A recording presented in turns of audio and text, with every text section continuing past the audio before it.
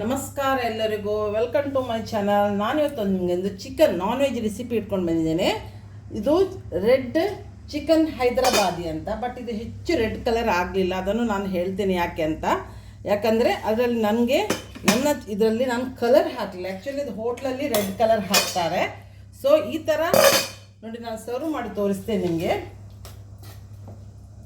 ನೋಡಿ ಎಷ್ಟು ಲೈಕ್ ಆಗಿದೆ ನೋಡಿ. ಈ ಥರ ರೆಡ್ ಚಿಕನ್ ಹೈದರಾಬಾದಿಯನ್ನು ಹೇಗೆ ನಾನೊಂದು 1/2 kg ಚಿಕನ್ ತಗೊಂಡಿದ್ದೇನೆ. ಹೇಗೆ ಮಾಡೋದನ್ನು ಅಂತ ನಾನು ನಿಮಗೆ ಇವತ್ತು ತಿಳಿಸ್ಕೊಡ್ಲಿಕ್ಕಿದ್ದೇನೆ. ಇದಕ್ಕೆ ನಾನೊಂದು ಹಾಕಲಿಲ್ಲ ಅಂದರೆ ರೆಡ್ ಕಲರ್ ಒಂದು ಹಾಕಲಿಲ್ಲ ಈ ಚಿಕನ್ನಿಗೆ. ಈ ಥರ ಒಳ್ಳೆ ಎಮ್ಮಿ ಆಗ್ತದೆ ಚಿಕನ್. ಮತ್ತು ಈ ಥರ ರೆಡ್ ಚಿಕನ್ ಹೈದರಾಬಾದಿಯನ್ನು ಹೇಗೆ ಮಾಡೋದಂತ ನಾನು ನಿಮಗೆ ಕಲಿಸಿಕೊಡಿದ್ದು. ನಾನು ರೋಟಿ ಚಪಾತಿ ಎಲ್ಲದಕ್ಕೂ ಈ ಚಿಕನ್ ರೆಸಿಪಿ ಒಳ್ಳೆಯದಾಗ್ತದೆ. ಇವತ್ತು ಇದು ವೈಟ್ ರೈಸಿಗೂ ಒಳ್ಳೆಯದಾಗ್ತದೆ, ಚಪಾತಿಗೂ ಒಳ್ಳೆಯದಾಗ್ತದೆ. ಈ chicken red chicken Hyderabadi colour ಒಂದು ಹಾಕಲಿ. ನೀವು ರೆಡ್ ಕಲರ್ ಹಾಕಿದರೆ ರೆಡ್ ಕಲರ್ ಬರ್ತದೆ. ಹೋಟೆಲ್ ನಿಮಗೆ ಹೈದರಾಬಾದಲ್ಲಿ ಹೋದರೆ ಹೇಗೆ ಸಿಗ್ತದೆ ಅದೇ ಥರ ಇದು ರೆಸಿಪಿ ರೆಡಿ ಆಗ್ತದೆ. ಮತ್ತು ಈಸಿ ಉಂಟು, ಏನು ಹೆಚ್ಚು ಇಂಗ್ರೀಡಿಯೆಂಟ್ಸ್ ಏನು ಬೇಕಾಗಿಲ್ಲ, ಬೇಗ ಮಾಡ್ಬೋದು ಕೂಡ. ನೀರೊಂದು ಹಾಕಲಿಕ್ಕಿಲ್ಲ ಇದಕ್ಕೆ. ಅದರಲ್ಲಿದ್ದ ನೀರಲ್ಲೇ ನಾವು ಚಿಕನ್ ನೀರಲ್ಲೇ ಬೇಯಿಸಲಿಕ್ಕೆ ಕೆಲವು ಟಿಪ್ಸ್ ಎಲ್ಲ ಉಂಟು, ಅದನ್ನು ನಾನು ನಿಮಗೆಲ್ಲ ಹೇಳ್ತಾ ಹೋಗ್ತೇನೆ. ನೀವು ಇದು ರೆಡ್ ಚಿಕನ್ ಹೈದರಾಬಾದಿ ಮಾಡುವುದು ಹೇಗೆ ಅಂತ ನಾನು ನಿಮಗೆ ತಿಳಿಸಿಕೊಡ್ತಿದ್ದೇನೆ. ಬನ್ನಿ ನೋಡಿ ಕಲೀರಿ. ನಿಮಗೆ ಇಷ್ಟ ಆದರೆ ಲೈಕ್ ಮಾಡಿ, ಶೇರ್ ಮಾಡಿ, ನನಗೆ ಸಪೋರ್ಟ್ ಮಾಡಿ. ನಾನೀಗ ಈ ರೆಸಿಪಿಯ ನಿಮಗೆ ಕಲಿಸಿಕೊಡ್ತಾ ಇದ್ದೇನೆ. ಬನ್ನಿ. ನಾನೀಗ ನಿಮಗೆ ಹೈದರಾಬಾದಿ ರೆಡ್ ಚಿಕನ್ ಗ್ರೇವಿ ರೆಸಿಪಿಯನ್ನು ಈಸಿ ಉಂಟಿದ್ದು ಶೇರ್ ಮಾಡ್ತಾ ಇದ್ದೇನೆ. ಹೇಗೆ ಮಾಡೋದನ್ನು ತೋರಿಸ್ಕೊಡ್ತಾ ಇದ್ದೇನೆ. ನಾನೊಂದು ಬಾಣಲೆ ಇಟ್ಟಿದ್ದೇನೆ, ಗ್ಯಾಸ್ ಆನ್ ಮಾಡಿದ್ದೇನೆ. ಅದಕ್ಕೆ ಈಗ ನಾನು ಡ್ರೈ ಆಗಿ ನಾನು 10 ಗೇರು ಬೀಜ 10 ಬಾದಾಮ್ ತಗೊಂಡಿದ್ದೀನಿ. ಡ್ರೈ ರೋಸ್ಟ್ ಮಾಡಬೇಕು, ಕಲರ್ ಚೇಂಜ್ ಆಗೋವರೆಗೆ.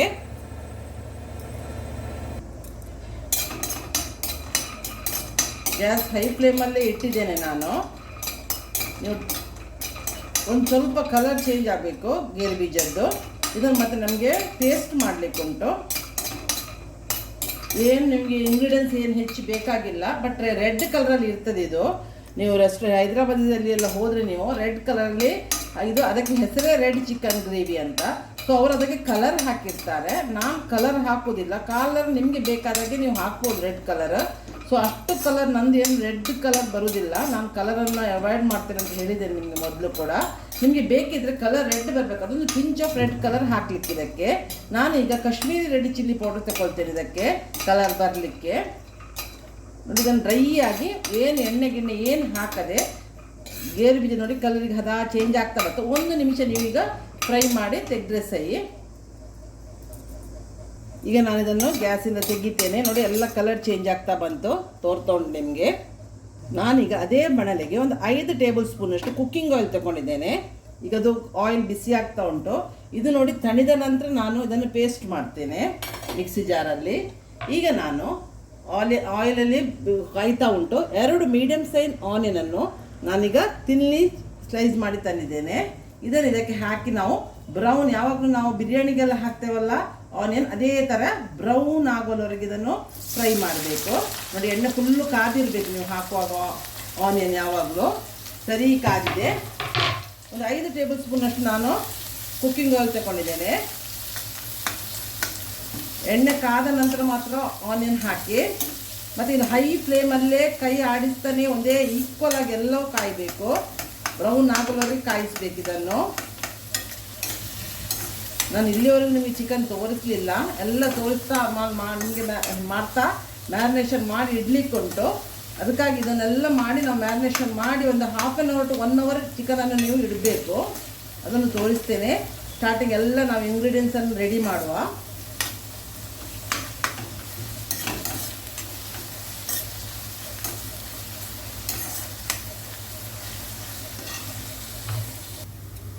ನೋಡಿ ಕಲರ್ ಚೇಂಜ್ ಆಗ್ತಾ ಬಂತು. ಆನಿಯನ್ ಸರಿ ಬ್ರೌನ್ ಆಗಬೇಕು, ಮತ್ತೊಂದು ಬ್ರೌನ್ ಆಗಬೇಕು. ನಾವು ತೆಗೆದ ನಂತರ ಅದು ನಿಮಗೆ ಗೊತ್ತುಂಟು, ನಾನು ಹೇಳಿದ್ದೇನೆ ಆನಿಯನ್ ಫ್ರೈ ಮಾಡೋ ರೆಸಿಪಿಯನ್ನು ನಾನು ಹಾಕಿದ್ದೇನೆ, ನನ್ನ ವಿಡಿಯೋದಲ್ಲಿ ಉಂಟು. ಆನಿಯನ್ ಹೇಗೆ ಬಿರಿಯಾನಿಗೆಲ್ಲ ಫ್ರೈ ಮಾಡೋದು ಅಂತ ಎಲ್ಲ ನಾವು ಕೈ ಆಡಿಸ್ತಾನೆ ಹೈ ಫ್ಲೇಮಲ್ಲಿ ಮಾತ್ರ ನೀವು ಆನಿಯನ್ ಫ್ರೈ ಮಾಡಿದರೆ ಆನಿಯನ್ ಬೇಗ ಫ್ರೈ ಆಗ್ತದೆ ಮತ್ತು ಈಕ್ವಲ್ ಆಗಿ ಫ್ರೈ ಆಗ್ತದೆ. ಇದನ್ನು ನಾನು ತೆಗೆದಿಡ್ತೇನೆ. ಮತ್ತೆ ಫ್ರೈ ತೆಗೆಯುವಾಗ ಹೊತ್ತಿಗೆ ನಾನು ಹೇಳ್ತೀನಿ 1 ನಿಮಿಷ ಬೇಕಾಗ್ತದೆ ಇದು ಫ್ರೈ ಆಗಲಿಕ್ಕೆ. ತುಂಬ ಕಾಯಿಸೋದು ಬೇಕು, ಅದು ಕೈ ಬರ್ತದೆ ತುಂಬ ಕಾಯಿಸಿದರೆ. ನಾವೀಗ ತೆಗೆದಿಟ್ಟ ನಂತರ ಆನಿಯನು ಫ್ರೈ ಅದರ ಕುಕ್ಕಿಂಗ್ ಪ್ರೋಸೆಸ್ ಕಂಟಿನ್ಯೂಯೇಷನ್ ಆಗ್ತಾ ಹೋಗ್ತದೆ. ಸೊ ಕೆಲವು ಆನಿಯನ್ಗಳು ದೊಡ್ಡದಿದ್ದ ಆನಿಯನ್ಗಳು ಸ್ವಲ್ಪ ಫ್ರೈ ಆಗಲಿಕ್ಕೆ ಉಂಟು, ಅದು ನಾನು ಸೆಂಟರಿಗೆ ಹಾಕಿ ನನಗೆ ಇದನ್ನು ಇನ್ನು ತೆಗಿತೇನೆ. ಎಲ್ಲ ಆನಿಯನ್ಗಳು ಫ್ರೈ ಆಯಿತು. ಈಗ ನಾನು ತೆಗೆದು ಬದಿಗಿಡ್ತೀನಿ, ಗ್ಯಾಸ್ ಈಗ ಆಫ್ ಮಾಡ್ತೇನೆ. ಇದನ್ನು ನಾನು ಆನಿಯನ್ ತೆಗಿತೇನೆ. ಒಂದು ತಟ್ಟೆಗೆ ತೆಗೆದು ಎಣ್ಣೆ ಎಲ್ಲ ಇದಾಗ ಎಣ್ಣೆಯನ್ನು ಸೋಸಿಬಿಟ್ಟು ತೆಗಿಬೇಕು ಮಾತ್ರ.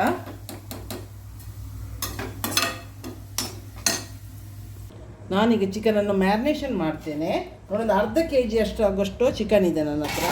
ಇದೆಲ್ಲ ನೀರು ತೆಗೆದಿದ್ದೇನೆ. ಇದಕ್ಕೆ ನಾನೀಗ ಅರ್ಧ ಕಪ್ ಕರ್ಡನ್ನು ಮಿಕ್ಸಿಯಲ್ಲಿ ಬೀಟ್ ಮಾಡಿ ತಂದಿದ್ದೇನೆ, ಇಲ್ಲ ನೀವು ಬೀಟರಿಗೂ ಹಾಕ್ಬೋದು. ಇದನ್ನು ಹಾಕ್ತೇನೆ, ಚೆಂದ ಮಾಡಿ ಬೀಟ್ ಮಾಡಿ, ಇದು ಹೆರೆ ಆಗ್ತದೆ ಅದು. ಇದಕ್ಕೆ ನಾನು ಕ್ಯಾಶ್ಯೂ ಮತ್ತು ಬಾದಾಮಿದು ಪೇಸ್ಟ್ ಮಾಡಿದ್ದೇನೆ, ಅದನ್ನು ಹಾಕ್ತೇನೆ. ಈಸಿ ಉಂಟಿದ್ದು ರೆಸಿಪಿ, ಸ್ವಲ್ಪ ಡಿಫ್ರೆಂಟ್ ಉಂಟು ಅಷ್ಟೇ. ಟೇಸ್ಟ್ ಆಗ್ತದೆ ನಿಮಗೆ. ರೋಟಿ, ನಾನ್, ಪರೋಟ, ವೈಟ್ ರೈಸಿಗೂ ಊಟ ಮಾಡಲಿಕ್ಕೆ ಇದು ಆಗ್ತದೆ. ಡ್ರೈಯೂ ಅಲ್ಲ ಇದು ರೆಸಿಪಿ. ನೀವು ರೆಡ್ ಕಲರ್ ಹಾಕಿದ್ರೆ ಒಳ್ಳೆ ಕಲರ್ ಬರ್ತದೆ, ಬಟ್ ನನ್ನ ಇವತ್ತು ರೆಸಿಪಿ ನಿಮಗೆ ಎಷ್ಟು ಕಲರ್ ಬರಲಿಕ್ಕೆ ಇಲ್ಲ, ನಾನು ಅದು ಹೇಳ್ತಾ ಇದ್ದೇನೆ. ನಾನು ಕಲರ್ ಯೂಸ್ ಮಾಡೋದಿಲ್ಲ. ನಿಮಗೆ ಕಲರೆಲ್ಲ ಬೇಕಂತಿದ್ದವರು ರೆಡ್ ಕಲರ್ ಹಾಕಿ. ಅದರ ಹೆಸರೇ ರೆಡ್ ಚಿಕನ್ ಹೈದರಾಬಾದಿ ಅಂತ. ಕಲರ್ ರೆಡ್ ಇರಲೇಬೇಕು, ಬಟ್ ನಾನು ಕಲರನ್ನು ಆದಷ್ಟು ದೂರ ಮಾಡ್ತೇನೆ, ನನಗೆ ನನ್ನ ಹೆಲ್ತಿಗೆ ಆಗೋದಿಲ್ಲ. ಈಗ ನಾನು 2 ಟೇಬಲ್ ಸ್ಪೂನಷ್ಟು ಜಿಂಜರ್ ಗಾರ್ಲಿಕ್ ಪೇಸ್ಟ್ ಹಾಕ್ತೇನೆ. 1 2 ಎಲ್ಲ ಮ್ಯಾರಿನೇಷನ್ ಮಾಡಿ ಇಡುವ. ಮತ್ತು ನಾನು ಇಲ್ಲಿ 1 table spoon coriander powder, 1 table spoon garam masala powder, ಅರ್ಧ ಟೇಬಲ್ ಸ್ಪೂನ್ ಜೀರಾ ಪೌಡರ್ ತಗೊಂಡಿದ್ದೆ. ಇದನ್ನು ಇದಕ್ಕೆ ಹಾಕ್ತೇನೆ. ಇದನ್ನು ಮಿಕ್ಸ್ ಮಾಡುವ. ರುಚಿಗೆ ಉಪ್ಪು ಹಾಕ್ತೇನೆ, 1 ಟೇಬಲ್ ಸ್ಪೂನ್ ಅಷ್ಟು ಉಪ್ಪು ಹಾಕ್ತೇನೆ, ಪಿಂಕ್ ಸಾಲ್ಟ್. ಮತ್ತು ಹಳದಿ ಹಾಕ್ತೇನೆ, ನಾನು ಒಂದು ಅರ್ಧ ಟೇಬಲ್ ಸ್ಪೂನಷ್ಟು ಹಳದಿ ಹಾಕ್ತೇನೆ. ಮತ್ತು ನಾನು ಇಲ್ಲಿ ಕಾಶ್ಮೀರಿ ರೆಡ್ ಚಿಲ್ಲಿ ಪೌಡರ್ ತಗೊಳ್ತೇನೆ, ಕಲರ್ ಏನು ಹಾಕೋದಿಲ್ಲ. 1 ಟೇಬಲ್ ಸ್ಪೂನಷ್ಟು ಕಾಶ್ಮೀರಿ ರೆಡ್ ಚಿಲ್ಲಿ ಪೌಡರ್ ತಗೊಳ್ತೇನೆ, ಸಣ್ಣ ಸ್ಪೂನು ಹಾಕ್ತೇನೆ. ಎಲ್ಲ ಇಂಗ್ರೀಡಿಯೆಂಟ್ಸನ್ನು ನಾವೀಗ ಈಗ ನಾನು ಆನಿಯನನ್ನು ಫ್ರೈ ಮಾಡಿ ಇಟ್ಟಿದ್ದೆ ನೋಡಿ. ಈಗ ಹೇಗೆ ಆಯ್ತು ನೋಡಿ, ನಾನು ಆಗ ಬೇಗ ತೆಗೆದಾಗ ಅದಕ್ಕೆ ಹೇಳಿದ್ದೀನಿ, ಅದಕ್ಕೆ ಕಪ್ಪಾಗ್ತದೆ ನೋಡಿ, ಎಷ್ಟು ಕ್ರಿಸ್ಪಿಯಾಗಿದೆ. ಸೌಂಡ್ ಕೇಳ್ತಾ ಉಂಟಲ್ಲ, ಎಷ್ಟು ಕ್ರಿಸ್ಪಿಯಾಗಿದೆ ನೋಡಿ. ಇದನ್ನು ಹಿಚ್ಕಿ ಬಿಟ್ಟು ಇದಕ್ಕೆ ಹಾಕ್ತೇನೆ ಪೌಡ್ರ್ ಮಾಡಿ ಕೈಯಲ್ಲಿ. ನಿಮಗೆ ಸೌಂಡ್ ಕೇಳ್ತಾ ಉಂಟಂತ ಭಾವಿಸ್ತೇನೆ ನೋಡಿ. ಈ ಥರ ಕ್ರಿಸ್ಪಿ ಆಗ್ತದೆ ಆನಿಯನ್. ಇದನ್ನು ಚೆನ್ನಾಗಿ ಮಾಡಿ ಕೈಯಲ್ಲಿ ಪೌಡ್ರ್ ಮಾಡಿ, ಈಗ ಪುಡಿ ಮಾಡಿ ಕೈಯಲ್ಲೇ ಪುಡಿ ಮಾಡಿ ಇದಕ್ಕೆ ಹಾಕ್ತಾ ಇದ್ದೇನೆ. ಇದನ್ನೆಲ್ಲವನ್ನು ಮ್ಯಾರಿನೇಷನ್ ಮಾಡಿ 1/2 hour to 1 hour ಇಟ್ಟರೆ ನೀವು ಒಳ್ಳೆಯದು. ಚೆಂದ ಮಾಡಿ ಮಿಕ್ಸ್ ಮಾಡ್ತೇನೆ. ಈಗ ನಾನು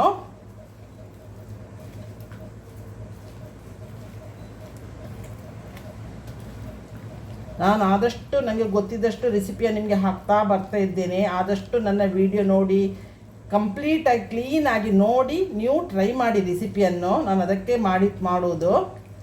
ಎಲ್ಲರೂ ಚಿಕನ್ ರೆಸಿಪಿಯನ್ನು ಇಷ್ಟಪಡ್ತಾರೆ, ಬೇರೆ ಬೇರೆ ಚಿಕನ್ ರೆಸಿಪಿ ಹಾಕಿ ಅಂತ ನನಗೆ ನನ್ನ ಪರ್ಸನಲ್ ಇದಕ್ಕೆ ಹೇಳ್ತಾರೆ.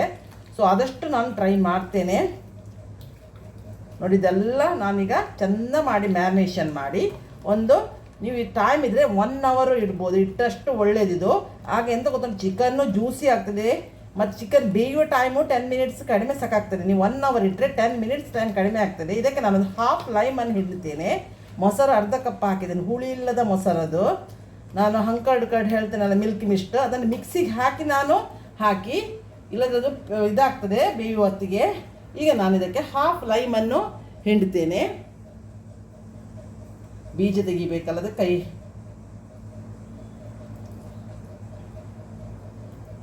ಒಂದು ಬೀಜ ಬಿತ್ತು.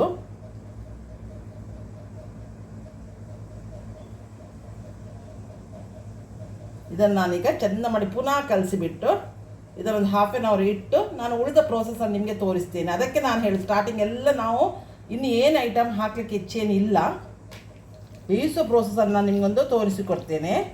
ಈಗ ಲೈಮು ಹಾಕ್ಲಿಕ್ಕೆ ಹೋಗಿ ಚಿಕನ್ ಬೇಗ ಬೇಯ್ತದೆ. ಟೊಮೆಟೊ ಏನು ನಿಮಗೆ ಆನಿಯನ್ ಕಟ್ ಒಂದು ಸಲ 2 ಆನಿಯನನ್ನು ಮಾತ್ರ ಫ್ರೈ ಮಾಡೋ ಕೆಲಸ ಬಿಟ್ಟರೆ ಮತ್ತೆ ಎಂಥ ಕೆಲಸ ಇಲ್ಲ ಇದರಲ್ಲಿ, ಬೇಗ ಆಗ್ತದೆ. ಈ ಸೆಕೆಗಾಲದಲ್ಲಿ ಗ್ಯಾಸ್ ಹತ್ರ ಹೋಗಲಿಕ್ಕೆ ಆಗೋದಿಲ್ಲ, ಅಷ್ಟು ಇಲ್ಲಿಯೂ ಸೆಕೆ ಉಂಟು. ಸೊ ನಾನು ಉಳಿದ ಪ್ರೋಸೆಸನ್ನು ನಿಮಗೆ ತೋರಿಸ್ತೇನೆ. ಇದನ್ನು ಮ್ಯಾರಿನೇಷನ್ ಮಾಡಿ ಇಡುವ. ಈಗ ನಾನು ಚಿಕನ್ ಮ್ಯಾರಿನೇಷನ್ ಮಾಡಿದ್ದು 45 ಮಿನಿಟ್ಸ್ ಆಯಿತು. ಈಗ ನಾನು ಬೇಯಿಸೋ ಪ್ರೋಸೆಸನ್ನು ನಾನು ನಿಮಗೆ ತೋರಿಸ್ತೇನೆ. ನಾನು ಆಗ ಆನಿಯನ್ ಫ್ರೈ ಮಾಡಿ ಉಳಿದ ಆಯಿಲ್ ಉಂಟಲ್ಲ ಅದನ್ನು ಹಾಗೆ ಇಟ್ಟಿದ್ದೇನೆ. ಅದನ್ನು ಈಗ ಗ್ಯಾಸ್ ಆನ್ ಮಾಡಿದೆ. ಅದೇ ಆಯಿಲಿಗೆ ಆಗ ನಾನು 5 to 6 ಟೇಬಲ್ ಸ್ಪೂನಷ್ಟು ಆಯಿಲ್ ತಗೊಂಡು ಆನಿಯನ್ ಫ್ರೈ ಮಾಡಿದೆ. ಅದಕ್ಕೆ ಈಗ 3 ಕಾರ್ಡಮಮ್ ಹಾಕ್ತೇನೆ, ಇದು ಫ್ರೈ ಆಗಲಿ. ಈಗ ನಾನು ಮತ್ತೆ ಏನು ಹಾಕಲಿಕ್ಕಿಲ್ಲ, ಮ್ಯಾರಿನೇಷನ್ ಮಾಡಿದ ಚಿಕನ್ ಉಂಟಲ್ಲ, ಎಣ್ಣೆ ಬಿಸಿ ಕಾದ ಕೊಳ್ಳೆ ಈ ಚಿಕನನ್ನು ಹಾಕ್ತೇನೆ. ಈ ಎಣ್ಣೆಯಲ್ಲಿ ನಾನು ಫ್ರೈ ಮಾಡ್ತೇನೆ. ಇದು ಕಾರ್ಡಮ್ ಜಸ್ಟ್ ಫ್ಲೇವರಿಗೆ. ಎಣ್ಣೆ ಕಾದಿದೆ, ಈಗ ಹಾಕ್ತೇನೆ ಇದನ್ನು.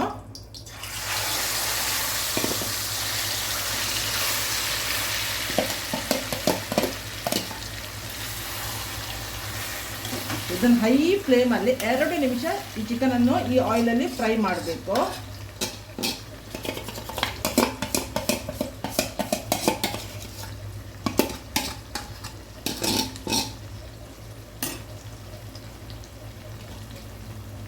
ಗ್ಯಾಸ್ ಮಾತ್ರ ಹೈ ಫ್ಲೇಮಲ್ಲಿ ಇಡೀನಿ. ನಾನು ನೋಡಿ 2 ನಿಮಿಷ ಚೆಂದ ಮಾಡಿ ಮುಗಿಸ್ತಾ ಇದನ್ನು ಚಿಕನನ್ನು ಫ್ರೈ ಮಾಡಿದೆ ನೋಡಿ, ಅದೇ ಆಯಿಲಲ್ಲಿ. ಈಗ ನಾನೊಂದು 3 ಹಸಿಮೆಣಸನ್ನು ಸ್ಪ್ಲಿಟ್ ಮಾಡಿ ಇದಕ್ಕೆ ಹಾಕ್ತೇನೆ. ಇದು ಹೆಚ್ಚು ಖಾರ ಇಲ್ಲ ಹಸಿಮೆಣಸು. ಈಗ ನಾನು ಇದಕ್ಕೊಂದು ಅರ್ಧ ಟೇಬಲ್ ಸ್ಪೂನಷ್ಟು ಪೆಪ್ಪರ್ ಪೌಡರ್ ಹಾಕ್ತೇನೆ.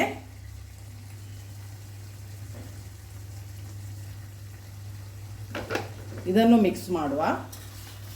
ಈಗ ಇಲ್ಲಿವರೆಗೆ ನಾನು ಗ್ಯಾಸ್ ಹೈ ಫ್ಲೇಮಲ್ಲೇ ಇಟ್ಟಿದ್ದೆ. ಇನ್ನು ನಾನು ಲೋ ಫ್ಲೇಮಲ್ಲಿ ಸಿಮ್ಮಲ್ಲಿ ಲಿಡ್ ಮುಚ್ಚಿ ಇನ್ನೊಂದು 10 ಮಿನಿಟ್ಸ್ ನಾನು ಬೇಯಿಸ್ತೇನೆ. ನಡುವಲ್ಲಿ ಮುಚ್ತಾ ಇರಿ, ಯಾಕಂದರೆ ನಾವು ಮೊಸರು ಮತ್ತು ಕ್ಯಾಶು ಮತ್ತು ಬಾದಾಮ್ ಪೇಸ್ಟ್ ಹಾಕಲಿಕ್ಕೆ ಹೋಗಿ ತಳ ಹಿಡಿತದೆ ಇದು. ಅದೊಂದು ನೀವು ಜಾಗ್ರತೆ ಮಾಡ್ಕೊಳ್ಬೇಕು. ನಾನ್ ಸ್ಟಿಕ್ ಆದರೆ ಏನಷ್ಟು ಇದಾಗೋದು. ನನ್ನ ನಾನ್ ಸ್ಟಿಕ್ ಅಲ್ಲ ಇದು ಪ್ಯಾನ್.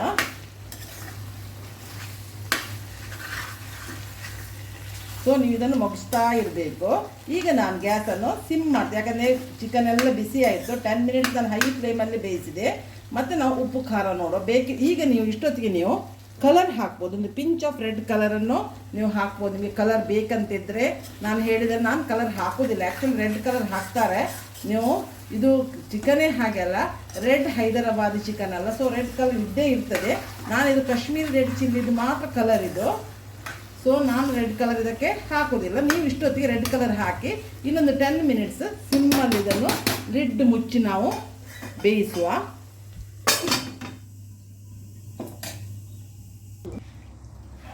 ಈಗ ನೋಡಿ ನಾನು ಲಿಡ್ ತೆಗೆದೆ. ಈಗ ನೋಡಿ ಗ್ರೇವಿ ಈಗ ರೆಡಿ ಆಯ್ತು. ಚಿಕನ್ ಎಲ್ಲ ಬೆಂದಾಯ್ತು, ಎಷ್ಟು ಲಾಯ್ಕಾಯ್ತು ನೋಡಿ. ಈಗ ಈ ಚಿಕನ್ ನೀರು ಹಾಕಲಿಲ್ಲ ನಾನು, ನೀರೇನು ಹಾಕ್ಲಿಕ್ಕೆ ಹೋಗಬೇಡಿ. ಆ ಮೊಸರಲ್ಲೇ ನೀರು ಬಿಡ್ತದೆ, ಚಿಕನಿಂದ ನೀರು ಬಿಡ್ತದೆ. ಇದು ರೋಟಿ ಪರೋಟಿ. ಇದು ನಾನು ಗ್ಯಾಸನ್ನು ಹೈ ಫ್ಲೇಮ್ ಮಾಡ್ತೇನೆ. ಈಗ ಇದಕ್ಕೆ ಸ್ವಲ್ಪ ಪುದೀನ ಸೊಪ್ಪಿನ ಎಲೆಗಳನ್ನು ನಾನು ನೋಡಿ ಎಲೆ ಫುಲ್ ಹಾಕ್ತಾ ಇದ್ದೇನೆ. ಪುದೀನ ಸೊಪ್ಪಿನ ಎಲೆ ಹಾಕ್ತಾ ಇದ್ದೇನೆ ಇದಕ್ಕೆ ನಾನು. ಮತ್ತೆ ಕೊತ್ತಂಬರಿ ಸೊಪ್ಪನ್ನು ಉದುರಿಸ್ತೇನೆ, ಸಣ್ಣಗೆ ಇಟ್ಟಿದೆ. 2 ಟೇಬಲ್ ಸ್ಪೂನ್ ಅಷ್ಟು ಕೊತ್ತಂಬರಿ ಸೊಪ್ಪು ಹಾಕ್ತೇನೆ ಇದಕ್ಕೆ ನಾನು. ಗ್ಯಾಸ್ ಈಗ ಹೈ ಫ್ಲೇಮಲ್ಲಿ ಉಂಟು. ಈಗ ಚೆನ್ನಾಗಿ ಮುಚ್ಚುವ. ನಿಮಗೆ ಅದೇ ಕಲರ್ ಬೇಕಿದ್ದು ಕಲರ್ ನಾನೊಂದು ಇದಕ್ಕೊಂದು ಹಾಕಲಿಲ್ಲ. ಮತ್ತು ಎಲ್ಲ ನಾನು ಇದೇ ಥರ ಮಾಡೋದು. ರೆಡ್ ಹೈದರಾಬಾದಿ ಚಿಕನ್ ಇದು. ರೆಡ್ ಚಿಕನ್ ಹೈದರಾಬಾದಿಯೂ ಹೇಳ್ತಾರೆ, ಹೋಟ್ಲಲ್ಲೆಲ್ಲ ಸಿಗ್ತದೆ ಇದು ನಿಮಗೆ. ಹೈದರಾಬಾದಲ್ಲಿ ಹೆಚ್ಚು ಹೋಟ್ಲಿಗೆ ಹೋದ ಕೂಡ ಈ ಥರ ರೆಸಿಪಿ ನಿಮಗೆ ಸಿಗ್ತದೆ. ನಾನು ಪರೋಟ ಎಲ್ಲ ತಿನ್ನಲಿಕ್ಕೆ ಒಳ್ಳೆಯದಾಗ್ತದೆ. ನಾನೀಗಿದು ಕಾಶ್ಮೀರಿ ರೆಡ್ ಚಿಲ್ಲಿ ಪೌಡ್ರ್ ಹಾಕಿ ಮಾಡಿದ್ದು. ನಿಮಗೆ ಈ ರೆಸಿಪಿ ಒಳ್ಳೆಯದಾಗ್ಬೋದು ಅಂತ ಭಾವಿಸಿದ್ದೇನೆ.